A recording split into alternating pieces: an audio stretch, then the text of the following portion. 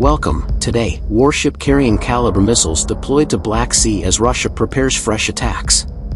A Russian warship capable of firing cruise missiles had recently deployed to the Black Sea with Caliber-type missiles on board, according to the Ukrainian army. Natalia Gumeniuk, spokeswoman for the Ukrainian military, said it indicates preparations are underway for Russia to launch a fresh wave of missiles attacks on its energy grid. It's quite likely that the beginning of the week will be marked by such an attack, she added.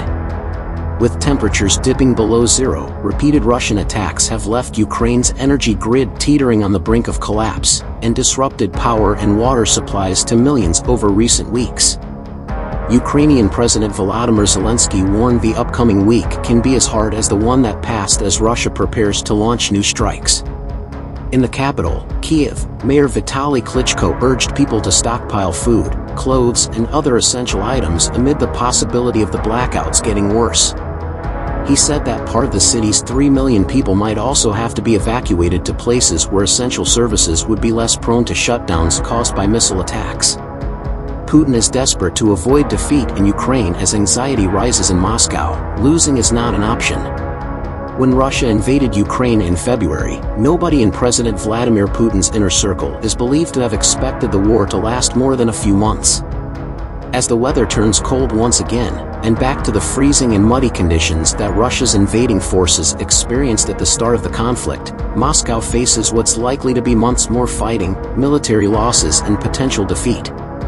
That, Russian political analysts say, will be catastrophic for Putin and the Kremlin, who have banked Russia's global capital on winning the war against Ukraine.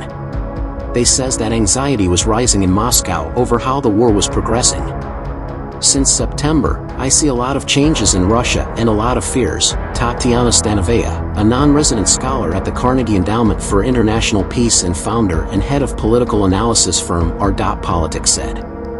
For the first time since the war started, people are beginning to consider the worst-case scenario, that Russia can lose, and they don't see and don't understand how Russia can get out from this conflict without being destroyed.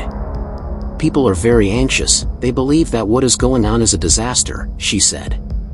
Putin has tried to distance himself from a series of humiliating defeats on the battlefield for Russia, first with the withdrawal from the Kyiv region in northern Ukraine, then the withdrawal from Kharkiv in northeastern Ukraine, and recently, the withdrawal from a chunk of Kherson in southern Ukraine, a region that Putin had said was Russia's forever only 6 weeks before the retreat.